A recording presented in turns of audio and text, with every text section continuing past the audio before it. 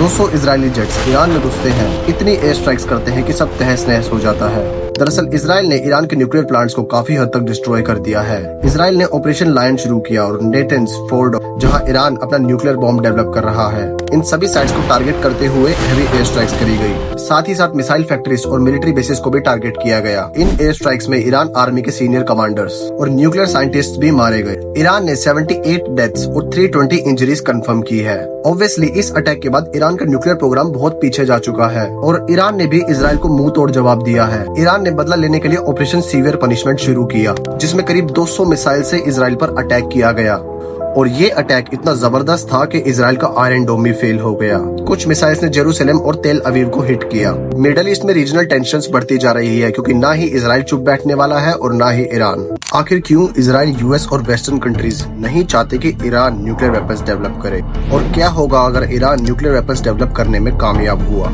देखो, इसराइल खुद middle east में एग्जिस्ट करता है और इसके चारों तरफ इसकी अपोनेंट कंट्रीज और मिलिटेंट ग्रुप्स हैं, जिन्हें ईरान खुला सपोर्ट करता है। और एक न्यूक्लियर आर्म्ड ईरान इसराइल के लिए मिडिल ईस्ट में एग्जिस्टेंशियल थ्रेट और कंपटीशन बनकर उभरेगा। हिजबुल्लाह और हमास जैसे एंटी इसराइल ग्रुप्स और भी ज्यादा स्ट्रॉन्ग और एक्टिव हो जाएंगे। कुल मिला के बोलो तो इसराइल का जीना हराम हो जाएगा और मिडिल ईस्ट में रीजनल टेंशंस बने रहेंगे। अब बात करते हैं यूएस और वेस्टर्न कंट्रीज के पर्सपेक्टिव से। सबसे पहले तो मिडिल ईस्ट में मेजर जियोपॉलिटिकल पावर शिफ्ट देखने को मिलेगा। ईरान का हमेशा से ही सपना रहा है मिडिल ईस्ट को रूल करने का। Nuclear armed Iran Syria, Lebanon, Iraq जैसे देशों में अपना इन्फ्लुएंस मजबूत कर सकता है, जो रीजन में यूएस और वेस्टर्न डोमिनेंस को चैलेंज करेगा। वेस्टर्न कंट्रीज को कहीं न कहीं ये भी डर है कि अगर ईरान ने न्यूक्लियर वेपन डेवलप कर लिया तो पूरे रीजन में आर्म्स रेस शुरू हो जाएगी। सऊदी अरेबिया, टर्की और इजिप्ट जैसे देश जो न्यूक्लियर वेपन्स पे पहले से ही काम कर रहे हैं, वो अपनी स्पीड और तेज बढ़ा देंगे, जिससे रीजनल टेंशंस बनने का खतरा है। वहीं ईरान अगर न्यूक्लियर पावर कंट्री बन जाता है तो वो न्यूक्लियर वेपन्स की आड़ में हिजबुल्लाह और हमास जैसे मिलिटेंट्स ग्रुप को खुल के सपोर्ट करेगा, बिना किसी रिटेलिएशन के डर के।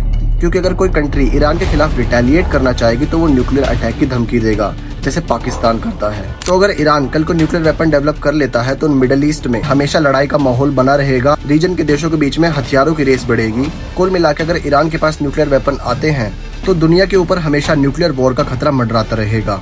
ईरान और इसराइल के बीच में हुई एक फुल स्केल वॉर और हमें कैटास्ट्रोफिक न्यूक्लियर एक्सचेंज देखने को मिल सकता है। नो डाउट आज के टाइम पर इसराइल और इंडिया की फ्रेंडशिप पीक पर है, लेकिन इसकी वजह से कई इंडियंस को ये लग रहा है कि ईरान और इसराइल की लड़ाई में इंडिया इसराइल के लिए ईरान के अगेंस्ट जाएगा। इंडिया इस लड़ाई में न्यूट्रल रहने वाला है, क्योंकि इंडिया के लिए ईरान भी इतना ही इम्पोर्टेंट है जितना कि इसराइल। ईरान का चाबहार पोर्ट, जिसमें इंडिया के करीबन $500 मिलियन की इन्वेस्टमेंट है, जो इंडिया को अफगानिस्तान से होते हुए सेंट्रल एशिया तक का रास्ता देता है, तो ये पोर्ट इंडिया के लिए स्ट्रेटेजिकली बहुत ज्यादा इंपॉर्टेंट है। साथ ही साथ ये चाइना के ग्वादर पोर्ट का भी काउंटर है। देखो, ईरान और पाकिस्तान के काफी मुद्दों पे नहीं बनती, ये चीज इंडिया के लिए फायदेमंद है। साथ ही साथ ईरान इंडिया के लिए एनर्जी सप्लाईज जैसे क्रूड ऑयल, ईरान के साथ संबंध अच्छे रहेंगे तो हमें अफोर्डेबल पेट्रोल और एनर्जी देखने को मिलेगी इंडियन मार्केट में। इंडिया और ईरान साथ में मैरीटाइम सिक्योरिटी पर भी वर्क करते हैं। ये मैरीटाइम सिक्योरिटी के लिए इंटेलिजेंस भी शेयर करते हैं। देखो, इंडिया की अच्छी खासी सॉफ्ट पावर है ईरान में। बॉलीवुड मूवीज, इंडियन कल्चर और इंडियन फूड ईरान में बहुत पसंद किया जाता है। सबसे बड़ी बात, ईरान की जनता इंडिया को हेट नहीं करती।